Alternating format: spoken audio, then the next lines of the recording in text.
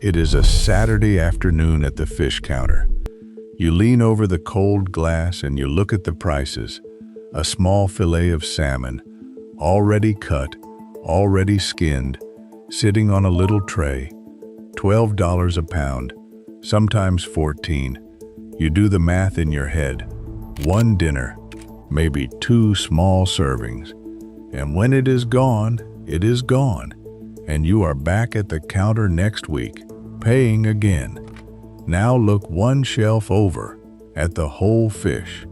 The ones with the head still on, the tail still on, the ones most people walk right past because they do not know what to do with them. A whole fish like that, a mackerel or a small snapper, often costs $2, $3, $4 for the entire animal. And here is the thing, almost nobody in that store understands. That $2 whole fish holds more meals inside it than the $12 fillet ever will. Let me say it plainly. The expensive fillet is the lazy way. Someone else did the work of taking the fish apart, and they charged you dearly for it, and they threw away the best parts, the head, the bones, the skin, the parts that in my home feed us for days. Think about how strange that is. When you slow down and look at it, you are paying more money for less food.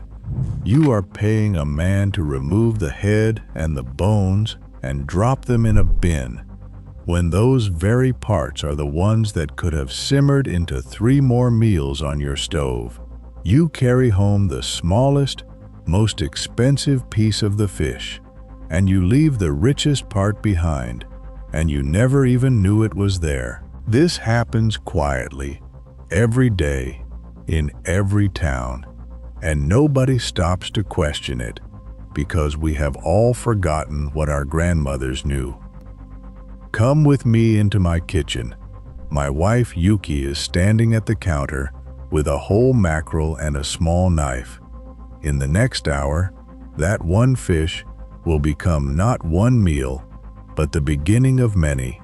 Tonight the fillets grilled with a little salt. Tomorrow the bones and the head simmered into a golden broth that will carry 3 more meals. The next day, the trimmings, salted and set aside, folded into rice. One fish, one small knife, a week of eating. The cost of feeding ourselves this way, plainly, is a few dollars and a little care.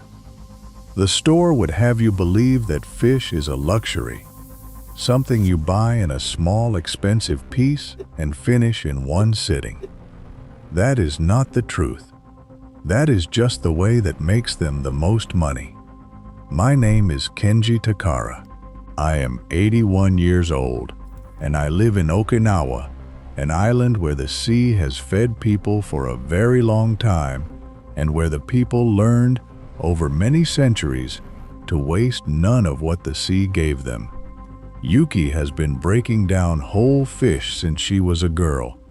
Her mother taught her at a low wooden table, and her mother's mother before that. In those years, on these islands, a whole fish was precious. You did not throw away the head. You did not throw away the bones. To do so would have been a kind of sin. We have a word for that feeling. Matenai. It is the quiet shame of letting something valuable go to waste. A fish gave its whole life.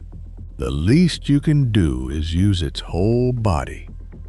I remember when I was a boy, watching my own grandmother with a fish. She was a small woman with fast hands, and she could take a fish apart in the time it takes me to tell you about it. She wasted nothing. The head went to the pot. The bones went to the pot. Even the little bones she could not use, she would dry and grind and return to the garden soil, so the fish fed the vegetables that would feed us next. Nothing on this earth, she used to say, is truly finished until it has given everything it has to give. I did not understand her then. I was a boy, and I wanted my dinner. I understand her now.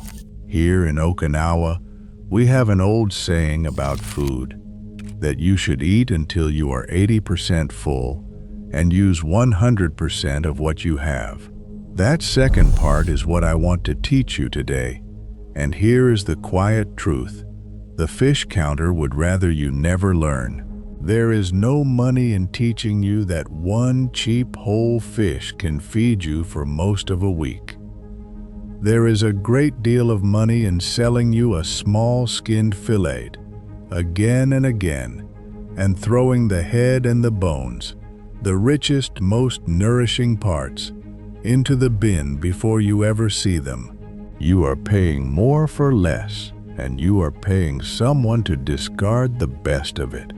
Quick word before I begin, and I won't bring it up again.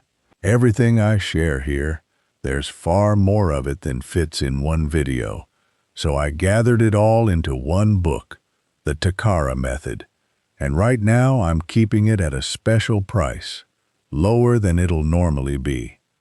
The link's in the description, or point your phone at the code on screen. That's all. Now let me show you today's. They are not cruel people. They are simply selling you convenience and hoping you never learn how little that convenience truly costs you or how much it takes away. By the end of this video, you will know how to take one whole fish and turn it into a week of meals, safely and simply. I will show you the science of why every part is worth keeping, the exact method Yuki uses, step by step, the honest warnings about freshness and safety, and the real cost math at the end. So let us begin. And the first thing you must learn is not how to cut the fish, it is how to choose it. Because a fish that will feed you for a week must be fresh, truly fresh. And there are 3 simple signs that tell you the truth, no matter what the label says. Let me show you what Yuki looks for. First, the science. Plainly, why is a whole fish worth so much more than a fillet? When you buy a skinned, boneless fillet, you are buying only the muscle. That is perhaps 40 to 50% of the fish by weight. The rest, the head, the frame of bones, the skin, the trimmings, is thrown away before it reaches you. But those discarded parts are not waste. Plainly, they are where much of the richness lives. The bones and the head, when you simmer them slowly in water, give up gelatin. That is the substance that makes a broth turn silky, that coats your spoon, that fills you and satisfies you. It comes from the collagen in the bones and the connective tissue, and it dissolves into the water over gentle heat. A broth made from fish bones is not thin colored water. It is a rich, nourishing base, full of the minerals and the savory depth that the muscle alone cannot give you. The Japanese word for the savory taste is umami, and fish bones and heads are full of it. The skin, crisped in a hot pan, becomes crackling and delicious, and it carries good fats. The small bits of meat clinging to the frame, the little cheeks in the head, yes, the cheeks, 2 small nuggets of the sweetest meat on the whole fish. All of it is food. When you learn to see the whole fish, you stop seeing one meal. You start seeing many. Now what you need? Plainly, very little. You need one whole fresh fish, a mackerel, a snapper, a sea bream, a trout, a small salmon, any whole fish with the head and bones intact. Oily fish like mackerel and sardines are cheapest and richest, though their flavor is stronger. White fish like snapper or sea bream is milder. Buy what is fresh and what is cheap where you live. You need salt, good, plain salt. This is your most important tool for both flavor and preservation, and I will explain why. You need a small, sharp knife, water, and a pot. That is all. No special equipment. Now, how to choose the fish? Because this matters more than anything else. There are 3 signs of freshness.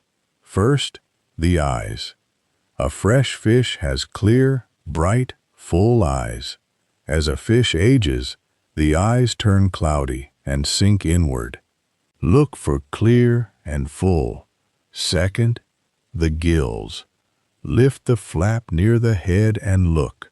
Fresh gills are bright red or pink. Old gills turn brown and dull. Third, the smell. A fresh fish smells of clean seawater, of the ocean. It should not smell strong, sour, or sharply fishy. Trust your nose. If it smells wrong, it is wrong. Now the method, step by step. Step 1. Scale and clean the fish. If it has not been scaled, scrape the scales off with the back of your knife, working from tail to head, under a little running water. Then, if the belly has not been opened, slit it and remove the innards. Rinse the cavity clean. Save your work surface, and your hands stay clean throughout. Freshness is safety, and cleanliness protects it. Step 2. Remove the head, and do not discard it. Cut behind the gills, straight down, to take off the head. Set it aside in a bowl. This goes into your broth pot. The head holds the cheeks, and it gives a broth its deepest flavor. Step 3. Fillet the fish. Lay the fish on its side. Starting at the top, near where the head was, run your knife along the spine, keeping the blade flat against the backbone. Let the bones guide your knife.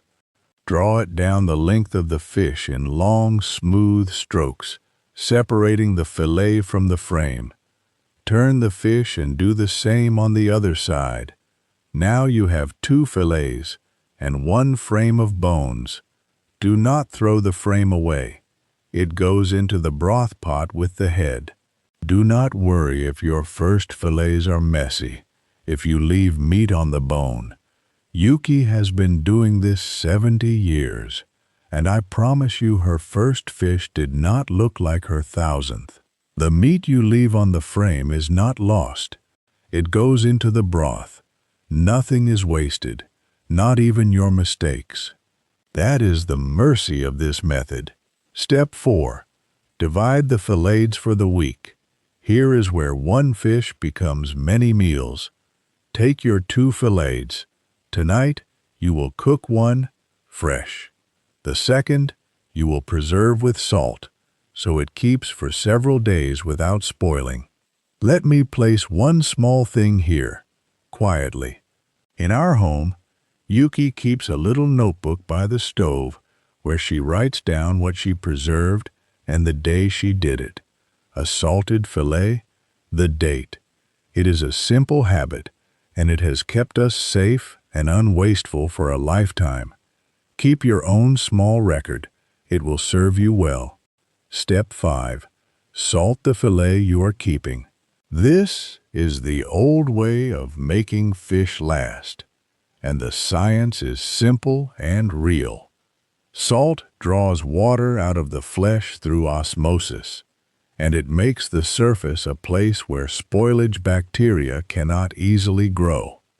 Lay the fillet on a bed of salt. Cover it well with more salt and set it in the refrigerator. For a light cure that keeps a few days and seasons the fish beautifully, 30 minutes to a few hours is enough. Then rinse the salt off, pat it dry, and keep it wrapped in the cold. For a firmer, longer keep, a heavier hand with the salt and a longer time. Salted this way and kept cold, your second fillet will be good for several days, ready to cook when you want it. Here I must be plain and serious with you, because your safety matters more than any meal. Salting at refrigerator temperature is a way to extend freshness by a few days, not a way to make fish safe on a warm shelf. Keep salted fish cold, in the refrigerator, always. Fish is delicate. If a fish ever smells strongly sour, ammonia-like or rotten, or if the flesh turns slimy or gray, do not taste it. Do not try to save it. Throw it away. And one more honest warning, because I will not have you hurt.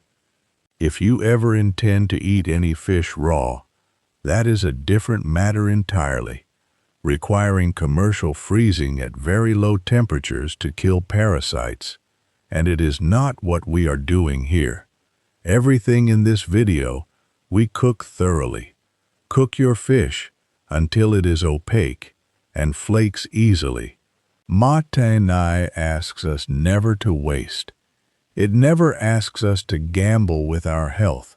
A spoiled fish is a lesson, not a meal. Step 6. Make the broth from the head and bones. Now the parts the store throws away become the heart of your week. Rinse the head and the frame. Place them in a pot. If you like, char them lightly in a dry pan first, or briefly rinse them in hot water to clean away any blood along the spine. This gives a cleaner broth. Cover with cold water, add a slice of ginger if you have it, which softens the strong fish smell. Bring it slowly toward a simmer, and here is the one rule that matters most. Do not let it boil hard. A hard boil makes the broth cloudy and bitter. Keep it at a gentle simmer, just trembling, for about 30 to 40 minutes.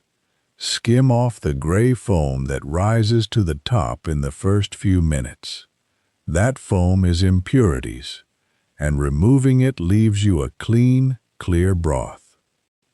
Do not simmer fish bones for hours, as you would with beef bones. Fish gives its gift quickly. 30 to 40 minutes is enough. Then strain it. What you have now is a golden, savory broth. Taste it. Add a little salt. This alone is a bowl of comfort, but it is also the base for 3 more meals. Now, matenai, the heart of all this. Let us count the meals from one small fish. Meal 1 tonight. The first fillet, scored on the skin, salted lightly, and grilled or pan-fried until the skin is crisp and the flesh flakes. Fresh fish, simply cooked. Perhaps the best thing there is. Meal 2, tomorrow. The salted second fillet, cooked the same way, its flavor deepened by the salt. A little firmer, a little richer, ready when you are. Meal 3, the broth, simmered with a handful of vegetables and a scoop of rice or noodles, becomes a full soup. In Okinawa, we would add a little miso, some greens, whatever the garden gives, a whole meal from what the store throws away. Meal 4, pick the small bits of cooked meat from the simmered head and frame, the cheeks especially, sweet and tender, and fold them into a bowl of hot rice with a little of the broth poured over. We call a dish like this okazuke when made with tea, but broth does the same kind work. A humble, satisfying bowl, built entirely from what most people discard. And the skin, if you saved it and crisped it in a dry pan, becomes a salty, crackling snack, or a garnish scattered over the rice. Nothing left, nothing wasted. One fish, spent completely, the way the old people spent it. Now the honest math, plainly. A household that buys fish as pre-cut fillets might pay $12 to $14 a pound, and get perhaps 2 meals from a pound before buying again. Say they buy fish once a week that way. That is easily $15 to $25 each week, $600 to $1,200 in a year, for a fairly modest amount of fish. Now the other way. One whole fresh fish, $2 to $5, depending on where you live and what is in season, feeding you across several meals with the broth stretching it further. Even buying a whole fish or two each week, you might spend a fraction of what the fillet buyer spends and eat more meals from it. The saving can easily be $400 to $800 in a year, and you will be eating better, richer, more nourishing food, not less. So here is what I ask you to do this week. Go to the fish counter, and instead of the expensive cut fillet, buy one whole fresh fish. Check the 3 signs: clear eyes, red gills, clean sea smell. Take it home, cook the fillets fresh, and simmer the head and bones into a broth. Do only that much, and you will have already eaten 2 or 3 meals from a single cheap fish, and you will never look at that counter the same way again. And tell me something in the comments. Did your mother or your grandmother have a way of stretching one piece of meat or fish across many meals? A soup made from bones? A scrap folded into rice? Some small thrift that fed the family? Those old kitchen habits are exactly the kind of wisdom that vanishes when no one writes it down. Share yours. I read every one. Next time, since today we learned to use a whole fish down to its bones, I will show you how Yuki takes the humblest vegetables, the peels, the ends, the parts you throw away, and turns them into a broth that costs nothing at all. The same care, the same waste-nothing heart. Subscribe so you do not miss it. Until then, remember the whole of it in one breath. Choose a fresh whole fish, cook the fillets, salt one to keep it, and simmer the head and bones into a broth. And one small fish becomes a week of meals, the way the sea always meant it to.